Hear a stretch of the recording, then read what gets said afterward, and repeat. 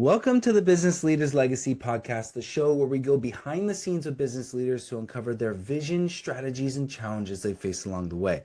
My name is Chris Bruner. I'm the CEO of Simple AI Solutions and the host of today's podcast.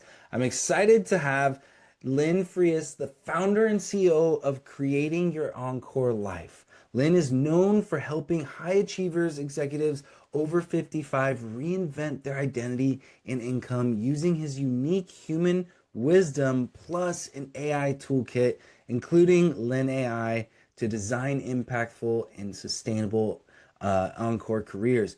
And so, Lynn, thank you for being here. I'm excited to get into what you have to say and learn a little bit more. Can you please share with our listeners a little about you, your journey, and what creating your Encore life does? Sure, be happy to, Chris. Excuse me. In 2015, I quote retired, or what I call repurposed myself into having a career outside of corporate America. And so I began the journey. And at that time, I was in manufacturing for 40 years. So I started as a manufacturing consultant, and I did that for several years and was successful at that. But then in about 2020, people said, well, Lynn, you've kind of done something interesting here. Could you show other people how to do that? And so I said, sure. And so I came up with this idea of, I originally called it the Silver Entrepreneur. Later on, we started talking more generally, call it the Encore Life. But I started off and started learning things. Quite frankly, I learned how to create a blog, learned how to create a website, learned how to do a podcast, and then just kept building on those skills. And sometimes it changed over time. So actually, then there's everyone's life has seasons. So in about 2003, 2004, I had to spend a lot of time and attention caring for my 97-year-old mother. And that was okay too, because I could kind of scale back things. Now, since I worked for myself and worked from wherever I could be, that I really didn't necessarily disrupt, but it's just something, again, when I say we have a portfolio life, that means that you can shift your focus as you go through these stages of life. So that's kind of what, led me to where we are today. Yeah, no, that is really cool. It's really cool to hear how your experiences created what you're doing as a business now. And so it's super cool to hear that. And so to dive in a little bit more, after a 40-year career at John Deere, you're now helping executives 55 and older reinvent themselves. What makes you so passionate about guiding them to leverage their wisdom into this next chapter of their life? Well, there's actually two things I uncovered and really I take to heart in this. One is we're living much longer, we're living much healthier longer, and yet people still have that mental picture of our grandparents' retirement, where if they retired at 65, they might be lucky to have 8 or 10 years ahead of them. Well, in today's world, if you retire at 60, you might have 20 to 30 years ahead of you. So, again, one of my podcasts, I labeled it, "Hey, Boomer, are you bored yet?" Because that's sometimes what happens. I mean, people often leave the corporate treadmill. They need some rest and recovery time. I like to call it a gap year. But then they say, is this all there is? And I want to help people try to start building that this is what's next for you. Yeah, no, that's awesome. And it's really cool to see how you're doing that and how just some of the tools that have come along the way in the process. And so your approach to the human wisdom plus AI toolkit is something you've coined and do. Can you explain what that means more and how you combine someone's, experience with modern AI tools like you have with Lynn AI? Right. And it's just in general, not just AI, but the tools in general have gotten much better in the last 10 years. I mean, when I started, if you wanted to do websites, you wanted to do any number of things, you had to at least hire part-time people to do that. You had to find them and then hire them. Now, all of a sudden, in today's world, much of that you can do, and you don't have to be a tech genius to do it. So it's really allowed, I'll say, the solopreneur to be much, much better, and that's just greater. So the Other thing that when I think of the wisdom dividend, um, you've lived a long time, whoever you are, me included, and you've seen things, you've experienced things, you've recovered from things, you've seen the patterns, you've seen the how recoveries are made. I like to, the example I use is the 2008 financial crisis.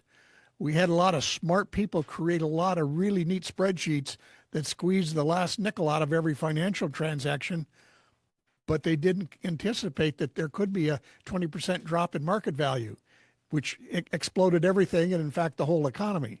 So those are the things where if somebody had been there to kind of say, I've seen this happen before, you have to really not just model the best condition, you have to kind of model the one of the worst conditions kind of a thing. So that's what the people of my age and stuff we bring to the table, because we have seen the good, the bad, and the ugly. And plus, probably more importantly, we've seen how to recover from it. Now, it can't just be that you're reliving the good old days. So what I ask people to do is start thinking about what are the experiences you had? What are the things you did? Not job titles, but literally what are the things? So if you help people recover from a terrible logistics failure, okay, that's something that can still be valuable irrespective of the fact that there's new technology. So those are the things where I really want to help people mine their wisdom, because it is very valuable in today's world. Even though the technology changes, the experience. And when I say the technology changes, that does. But you know what? People don't. We're still dealing with the same pinball issues that they were 2,000 years ago. So it's one of those things, again, as you've had experience, that's the other thing you've had a lot of experience at, is dealing with people. So those are just some of the things where I help people discover, because I really believe it's a dividend and it appreciates. Your wisdom can appreciate as long as you're intentional about understanding what it is. Yeah, no, that totally makes sense. And that's really cool to hear just how that plays a part, because that is so vital with all of the different, with AI, all the different tools that come out, like having that competitive advantage of like using your experience to create them as like an expert essentially is or leveraging that expert experience. And so that's really cool. That's really interesting. I wanted to talk a little bit about trends. And so with like 10,000 Americans turning 65 every day, right? What are some of the biggest mistakes you're seeing high achieving professionals make about retirement? And how does the design over default approach challenge that? Well, it has to do with, again, people having that outmoded picture of what retirement is. They really just need to update that, saying, I'm going to start into, you know, maybe 20 plus years of really great contribution, as opposed to I'm going to start 20 years of pickleball, which by and large they don't like to do it either after a couple of years. But the the other thing is that, quite frankly, the country needs it, because th- there's about 75 million people in the boomers, roughly that many in Gen X, and maybe a few more in Gen Z. So rather than having a pyramid that we had in the past with respect to the number of people, now it's almost rectangle. So we really actually need the talent that we have here. Otherwise, I think people have been saying right along, we're kind of running out of talent. Well, that's only if you're taking all these people over 65 and putting them on the shelf. If you're including them back in the situation, now we have a we have to be honest about it ourselves, that we have to adopt and be fluent in the new tools. So, I mean, when I started as an engineer, my differentiating value is I knew how to use a slide rule. Now, I'm guessing some of your audience doesn't even know what that is, but by and large, I had to adopt new technology and new tools. Doesn't mean I was always the expert, just like in today's world, but you do have to become fluent in those tools. Like I've tried to become fluent in AI.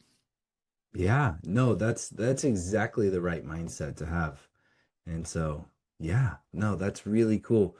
I'm wondering if maybe you can break down a little bit more. What are some of those tools or even strategies that you're seeing that's changing how experienced professionals can stay relevant? A lot of it is, again, the tools that are available now allow you to do a lot more without hiring a large staff, so it's more cost effective. Then the other thing is like, especially these AI tools, Lynn AI, we'll maybe talk a little more later, that allows you to leverage yourself. So with Lynn AI, people who have a question at 3 in the morning can go out and ask it. They don't have to call me, and because I probably wouldn't answer anyway. But it allows them to it allows the professional to actually share some of the wisdom they have without being there full time. The other tools are it just how do you keep conversations going over distance? It used to be we all sat in the same office. Well, that's no longer the true. And of course, in the pandemic, everybody, whether they liked it or not, had to learn to work remotely. But those things too have allowed us to. I have interesting conversations every week from people all over the globe. I could never have done that a few years ago. So I think it allows more people to participate too. So yeah, and then one of the other tools I've been experimenting with, and again, all these tools are rapidly evolving. So whatever I say today, if you listen to this podcast in 5 months, it may sound kind of quaint, but it's a tool called Centra that they have 12 little specialized AI tools for, SEO, creating blog posts, doing your spreadsheets, things like that, where again, all of a sudden I can get a lot of leverage out of that that I couldn't get before. And the tools are easy enough. So I'm 75, but it's been fairly straightforward for me to learn how to use them. Yeah, no, staying on top of that is like so awesome. That's like the way to do it, right? Because it is constantly changing, right? Even for myself as, someone in the middle of AI and trying to stay on top of it, running an AI agency, it's difficult, right? There's new stuff coming out all the time. And so trying to figure out, right, what's the latest, but not just that, but figuring out how to be strategic about it, because there's definitely a lot of hype around it. And so, yeah, having that mindset of being able to adapt and try and learn is like what is like the golden nugget, right, in this. And so that's yeah, that's awesome. The other, That's awesome. the other thing I'll say there that has really helped me is I had to go out and find new circles of friends and I got, quite frankly, I am in with groups that are younger than I am, that are in different arenas than I am, that are in more technology than I am. And what I've tried to have is a guy by the name of Chip Connolly calls it the attitude of a mentor. I'm both a mentor and an intern at the same time. So I'm learning from people who have the tech skills that I don't have. They're getting some ideas for me on whether it be leadership or other things on how do you work with people. So it's and then with kind of woven into all of this is maintaining curiosity. And there's a professor at Harvard, Becca Levy, that said if you maintain your curiosity, you can live 7 years longer than you would most people would, which is greater than if you quit smoking. So this whole idea of some people, they retire and they don't do anything. They actually die earlier than you do if you maintain your curiosity about life and things in general. Yeah, no, that's a very interesting quote, and that's a very interesting mindset to have about it. But it makes sense. It totally makes sense. Mhm. I wanted to shift a little bit and talk about just the current state of you and your business. On the business side of things, what is working really well? The Again, what's working well for me is my ability to reach people and have visibility. Because again, that's one of those things in a very noisy online world.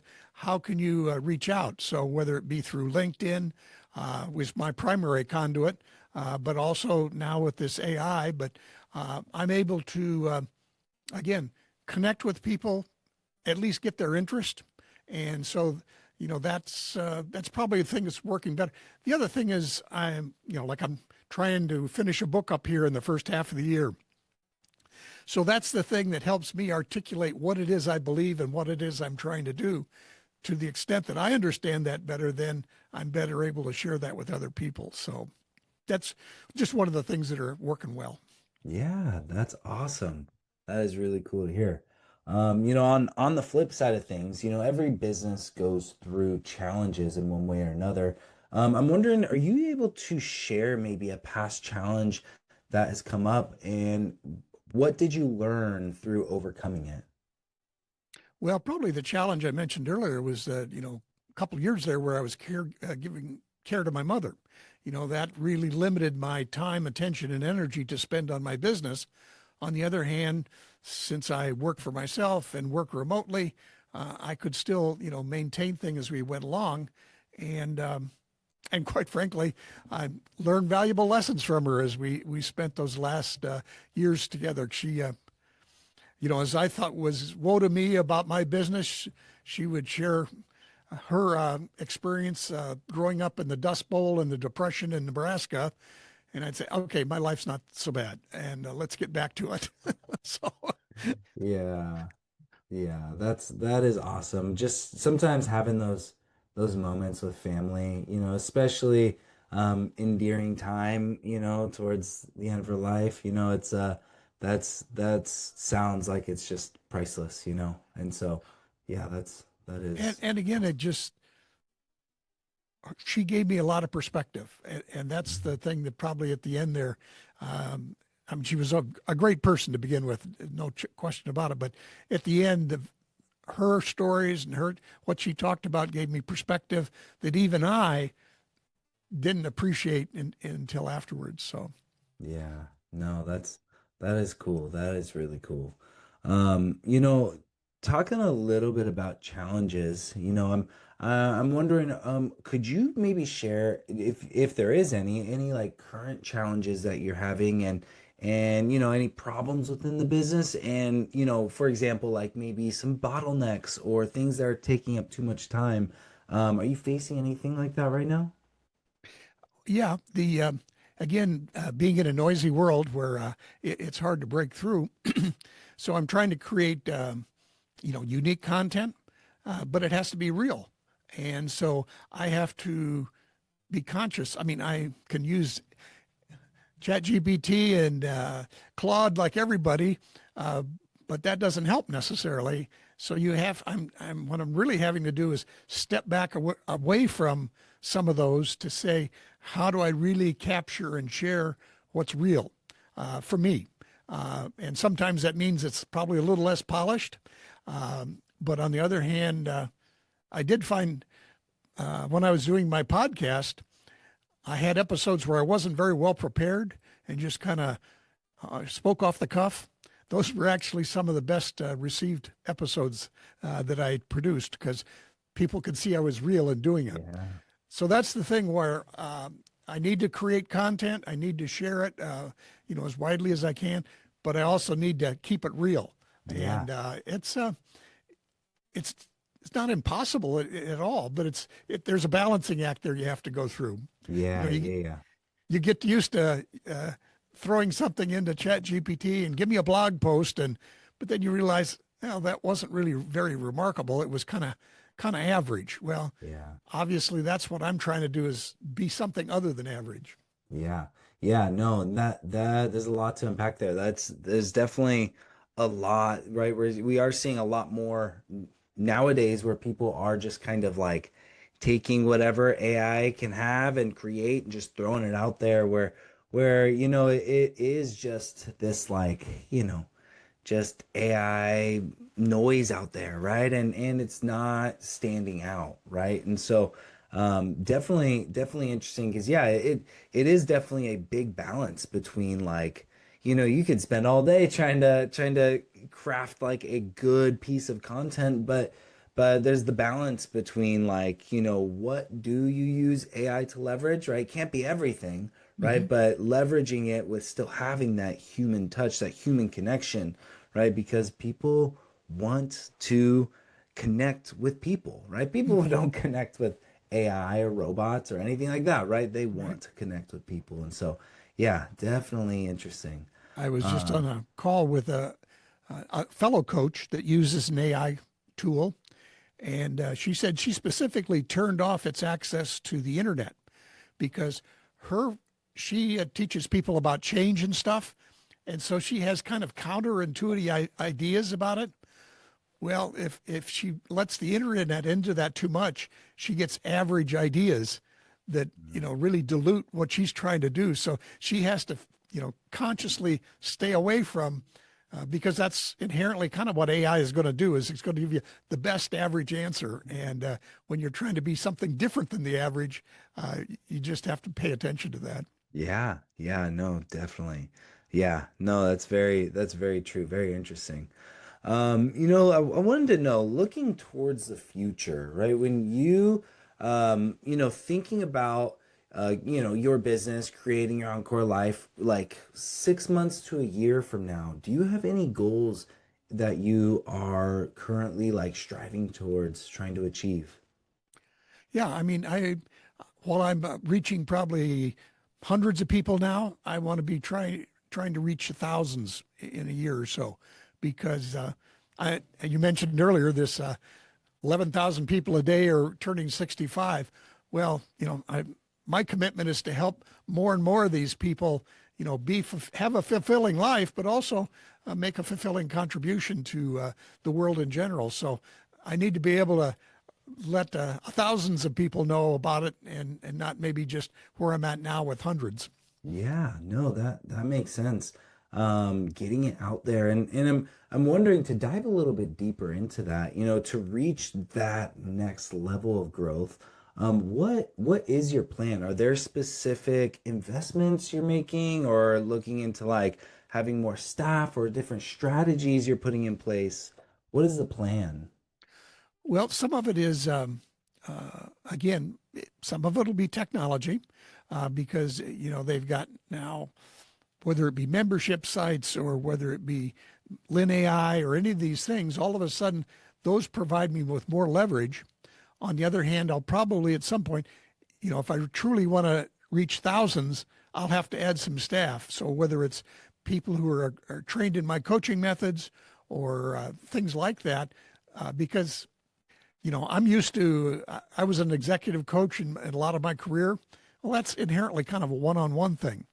Well, now, how can I have, like you say, membership sites or things like that, or coaching cohorts where I can get to hundreds, but then, the piece that I probably haven't figured out yet is how do I get to thousands? Yeah. Yeah, and it's definitely a very it's hard, right? It's a very difficult thing to try to navigate, especially with all like the I feel like the market is like constantly changing nowadays with the Mm-hmm. tools and the strategies and what people are doing, right? The even just creating content, like the algorithms change often to like Mm-hmm. get your voice out in front of people. And so yeah, it's definitely interesting. It's definitely a challenge. But it's very I'm excited to see like where you'll go and what you'll do and just the growth of your business and your podcast and just to see it all come. And so yeah. Thank you. You know, are throughout the I'm really appreciated the conversation today. Throughout the conversation, I think you brought a lot of awesome insights, a lot of cool things, a lot of it. I think it's really cool to connect like the wisdom with the tools, with the expertise, and helping these, executives create something that is like lasting towards, the later half of their life. And so it's really interesting. And so for any of our listeners out there that may be interested to contact you, where can they find out more about you and your business and what you're doing? Well, they can always go to my website. It's lynnfriest.com. So pretty straightforward there. And then on there, and plus I'll supply to you, Chris, the link to my Lynn AI because that's right. That's free. People can sign up. Now, they may not be interested in Encore Career right now, but they may still sign up just to see what it looks like. So that's one possibility. But then again, on website, I've also got the podcasts and stuff like that available, as well as blog posts. So again, and obviously from there you can also reach out to me personally if you really are interested in pursuing something. Yeah, awesome. Well, thank you. To close, I would like to ask one last question. Since this is the Business Leaders Legacy podcast, and you being the founder of creating your Encore Life, what kind of legacy do you want to leave behind? It's one of those things where I really hope to leave behind the idea that hopefully I've changed the idea that you're at 65 you're run out and you're no longer useful. Instead, I want the idea to be at 65 you're just starting a couple new chapters in what you can do and how you can contribute. So if I guess that would be my legacy, is just to change that common perception from the second half of life is a downhill slide to the second half of life can be the best half of life. Yeah, awesome. That is really cool to hear. Really interesting. So awesome. Well, I'm excited to see where things go for you and just how the growth comes. And so, yes, thank you again, Lynn. I really appreciate it. To all of our listeners out there, thank you for tuning in. If you enjoyed our conversation, please subscribe, share, like. We appreciate it. And we will see you next time. Thank you.